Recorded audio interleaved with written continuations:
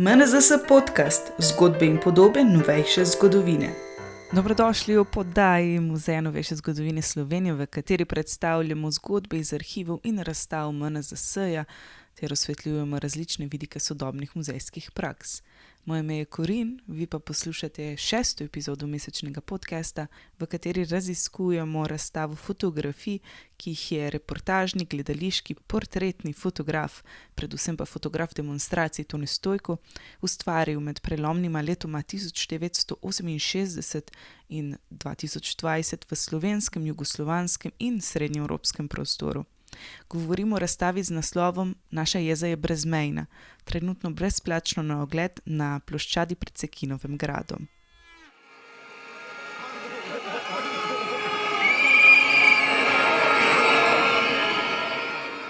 Na razstavi z naslovom Naša jeza je brezmejna je predstavljenih 26 fotografij, ki so kronološki sprehod po demonstracijah različnih družbenih in poklicnih skupin. O tem vizualnem potovanju, ki preskakuje generacije, sisteme in državne meje, sem se pogovarjala s kustosinjo in soavtorico razstave Natašo Strlič.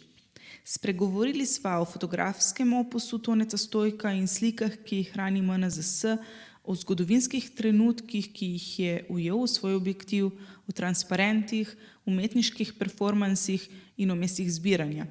Ob koncu pa sva se dotaknili še prelomnih točk, sprememb v dinamiki protestov in psihologije množic. Začeli pa sva, seveda, na začetku, tam, kjer se je porodila zamisel za razstavo. Razstava je nastajala že kar nekaj let, ta ideja v bistvu je nastala že par let nazaj. In sicer podlaga za to je bil pa v bistvu en album, ki ga hranimo v našem muzeju, eden od mnogih albumov in gradiva Toneta Stojka, fotografa, ki ga hranimo v našem muzeju, ki je imel en tak zanimiv naslov Demonstracije. Tone Stojko namreč dolgoletni fotograf in med drugim je ena od njegovih zanimivih oziroma njemu ljubih tem so tudi demonstracije. Spremlja jih že več kot 50 let, prve je v bistvu obeležil, fotografiral leta 1968, zadnje motive so mu seveda ponudilo leto 2020. Razstavo smo prvotno nameravali narediti v večjem obsegu kot v bistvu občasno razstavo v naših prostorih muzeja, s predstavitvijo več kot 100 fotografij in tudi ostalega gradiva. Glede na to, da je pa leto 2020 tako malo nenavadno in v bistvu tudi obiskovalcev dosti nenaklonjeno, smo se v končni fazi odločili, da bomo izbor izmed teh ogromnega števila fotografij razstavili pred muzejem.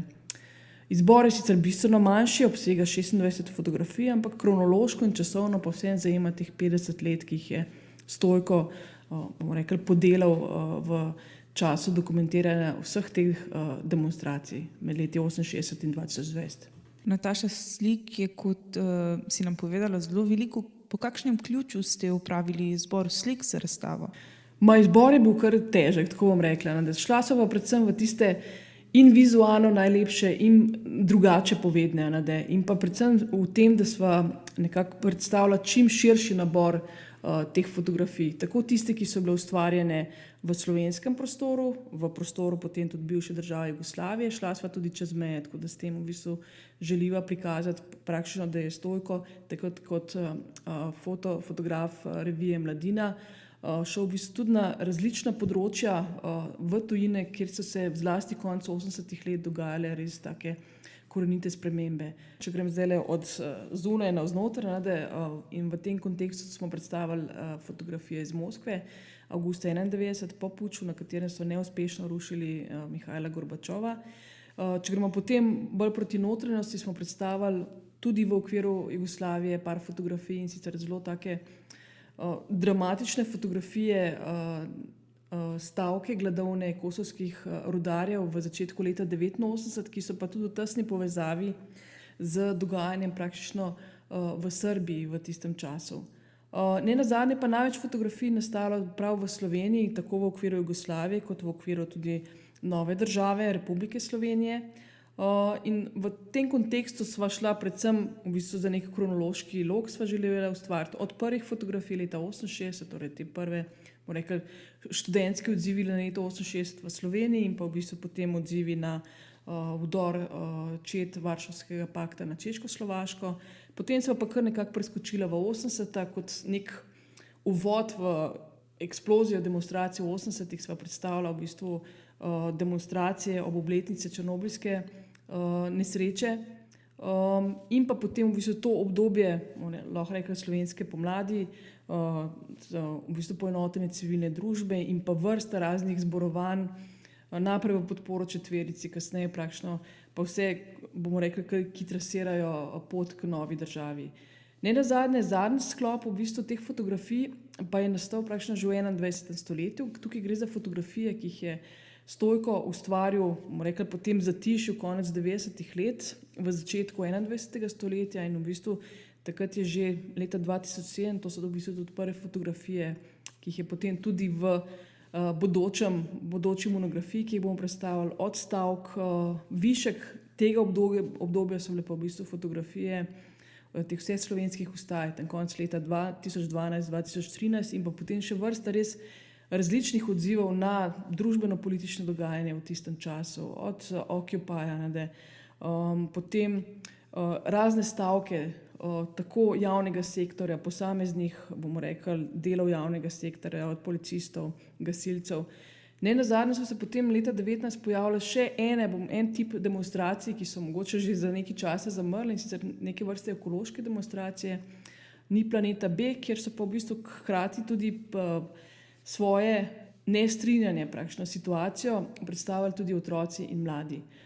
Nenazadnje zadnji sklop, bomo rekli, tega dela demonstracije 21. stoletja pred, bomo rekli, korona demonstracijami, je bil pa v bistvu, so bile take demonstracije pred parlamentom, ki bomo pa jutri spali. In s tem v bistvu sklopom, na katerem se prikažejo v bistvu predvsem mladi, ki so res protestno prespali pred parlamentom, tako v šotorih, v visečih mrežah in tako naprej. Sva z Tonetom Stojkom, ko sva pripravljala to razstavo že lansko leto, sva rekla, se s tem bo pa nekako zaključila.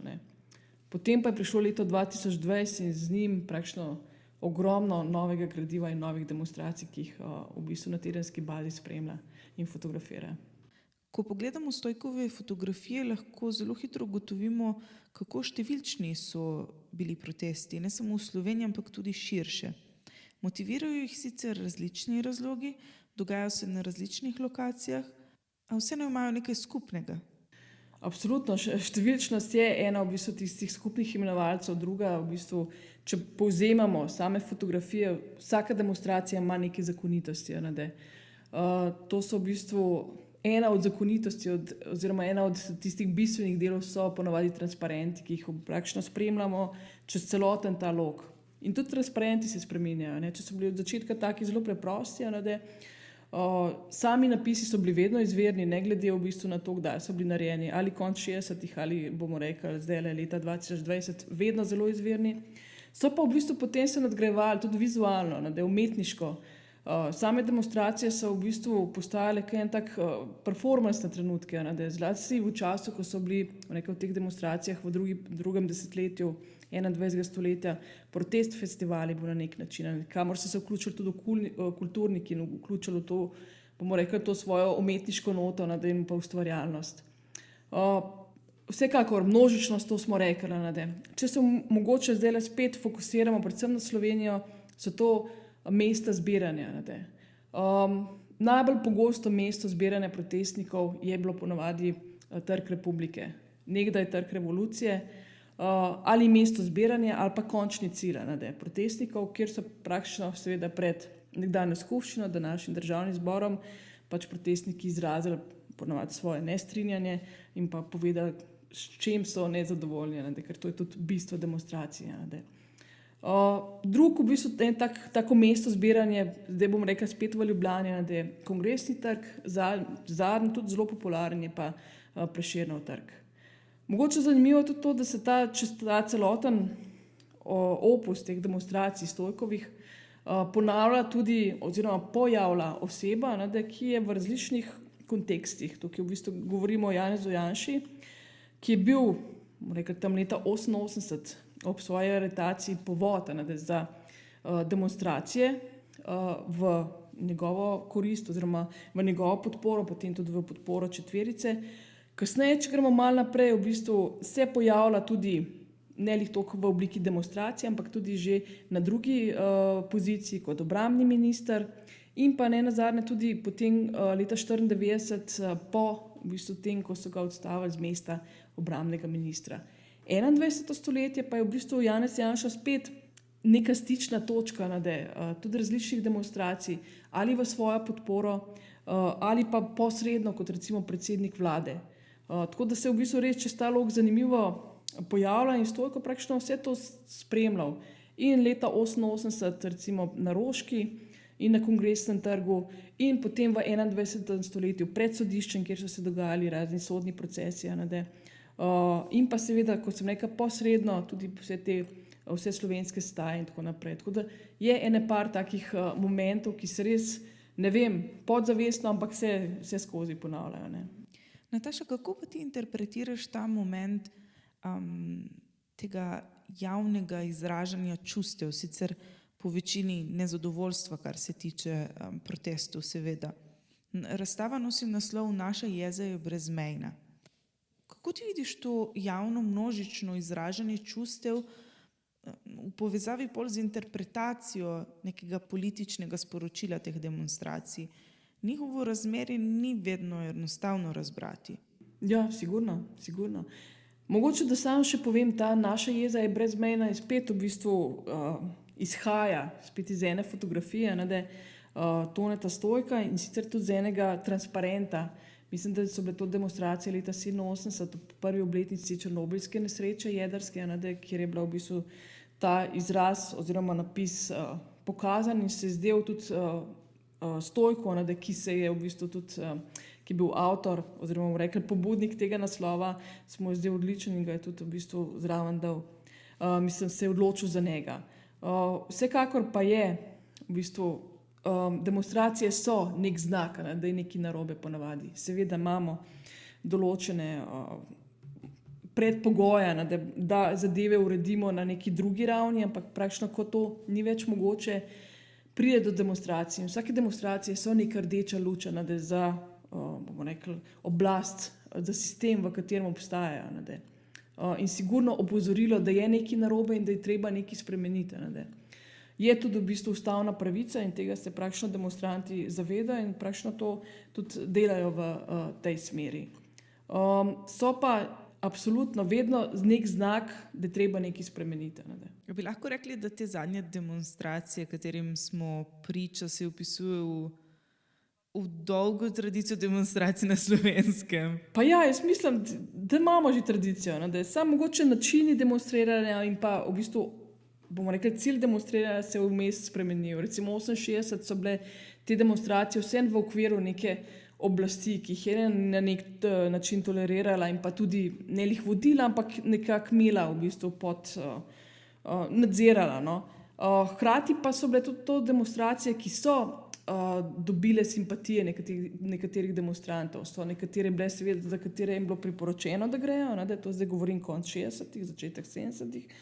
So pa v bistvu nekatere, s katerimi v bistvu, kjer demonstranti, moramo vedeti seveda v socialističnem komunističnem sistemu, da vsem simpatizirajo z nekaterimi zadevami in grejo prostovoljno tudi na te demonstracije. Ampak običajno so bile tam v začetku demonstracije naperjene proti nekim, bomo rekli, zunanjim sovražnikom. Ne vem, vojna Vietnam, vdor čet Varšavskega pakta, potem, kaj je bilo še v bistvu, Kambodža, v podporo zamejcem in tako naprej. Potem se pa v 80-ih letih so se pa, bomo rekli, vse neki cilji in pa tisti, proti katerim demonstrirajo, malo spremenili. Je tudi oblast bila zdaj tista, proti katerim so demonstranti počasi demonstrirali. Tako da se je ta dinamika precej spremenila. Se pa recimo tudi osebe, ki se pojavljajo, tudi zanimivo po fotografijah, gledati osebe, ki so bile recimo v začetku 70-ih let, ne vem, bil en protest proti hrupu na Škrčevi cesti pred filozofsko fakulteto se je začel, v bistvu zelo znana je tam fotografija Jaše Zlobca, ki je potem pozval te protestnike, naj grejo pred skupščino. In tukaj je v bistvu veliko takih čisto detajlov. Tukaj je bila tudi policija zelo pomembna. Policija oziroma milica v tistem času se je vseeno prej nekako usklajevala z samimi vodstvom protesta, kaj je dovoljeno, kje bojo šli in tako naprej. Ta protest je pa tako malo prelomen, ker so protestniki šli na cesto, na nek protest, ki je bil sicer omejen na to področje pred filozofsko fakulteto, so se sami odpravili proti v bistvu skupščini. In tukaj je bila tudi, se pravi, zanimiva tudi ta druga plat, vedno slišati policisti, kako zdaj odreagirajo, ali ubogati, bomo rekli, tistega svojega nadrejenega, ki je rekel, ustavite, ali mogoče po neki čist kmečki pameti oziroma se odločiti, dajmo jih raje spustiti, da pa bojo v bistvu povedali svoje zahteve in bo zadeva mirno potekala naprej oziroma se bojo razšli. In dejansko se je to tudi zgodilo. Dinamika se spreminja. Ne? Če pa primerjamo recimo leto 88, prvi so bili v 80-ih te ekološki protesti.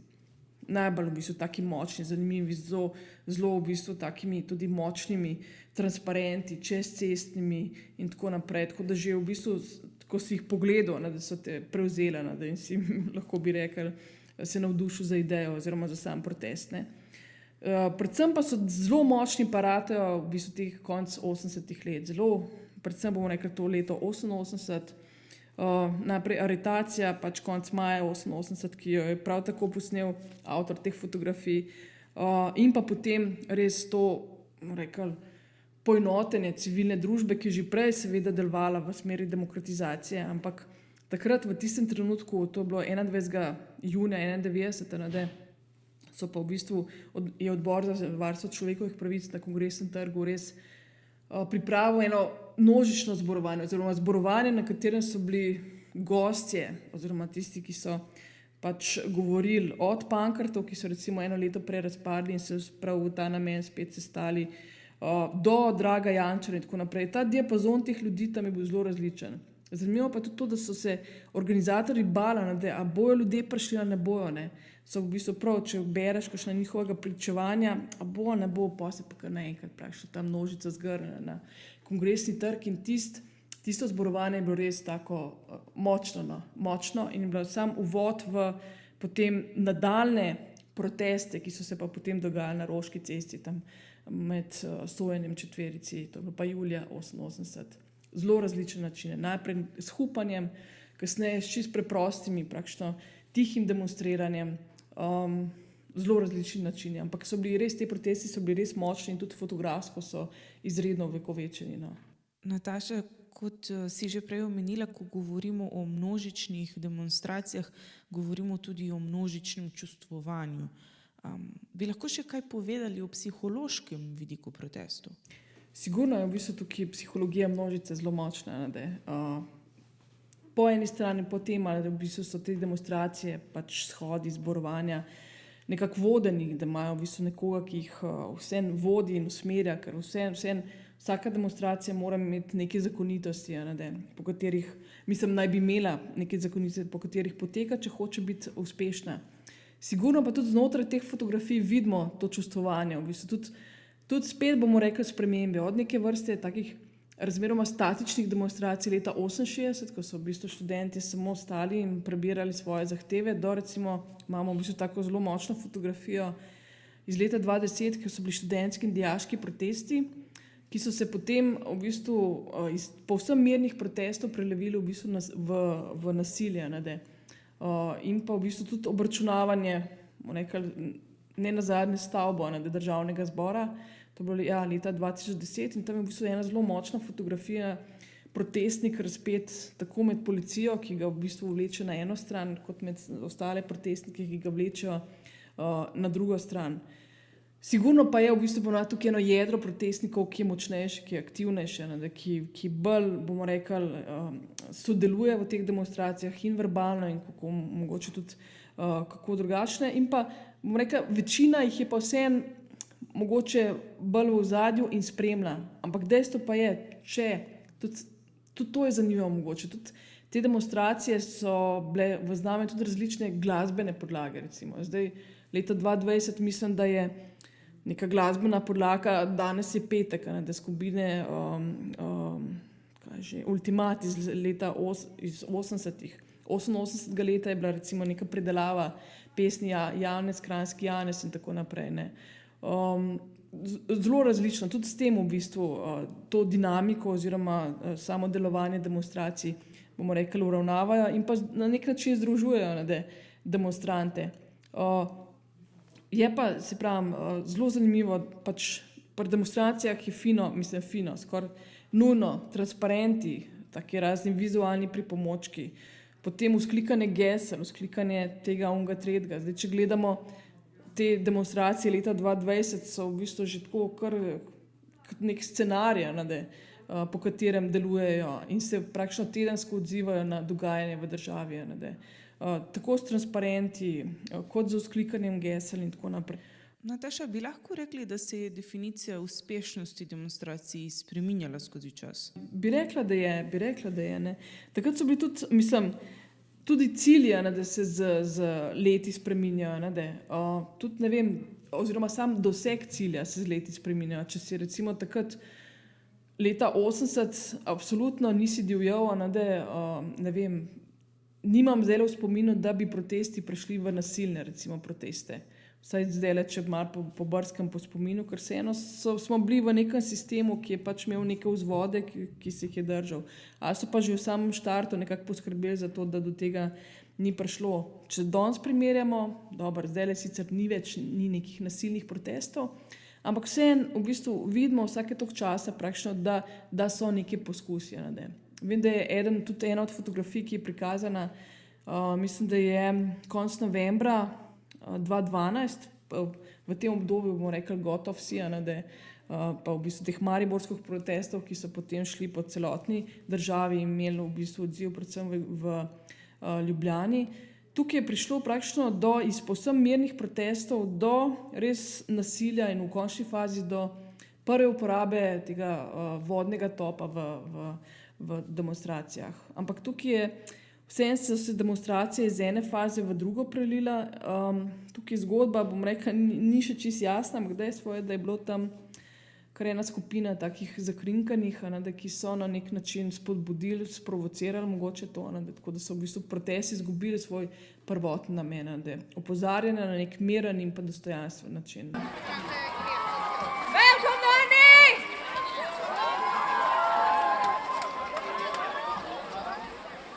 Säga att vi strejkar här varje fredag. Kom varje fredag! Vi finns globalt! Fridays for future!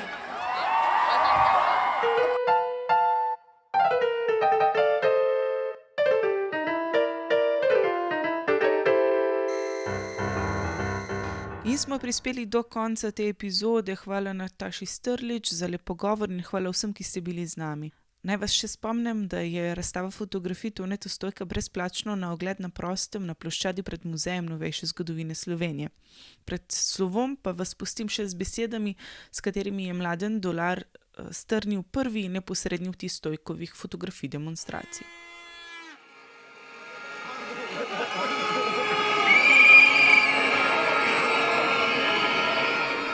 Toliko smo si obetali, pa kaj se je izcimilo. Tu ni poanta v grenkem spoznanju, opozarja Dolar, da so bili obeti iluzorični in da predstavlja tisto, kar se je izcimilo njihovo resnico, trda tla realnosti. Moment resnice, nasprotno, pripada prav obetom, ki se niso realizirali in ki jih je treba vsakič znova reaktivirati vnaprej in vnazaj, in tu je velika vrednost Stojkovega beleženja.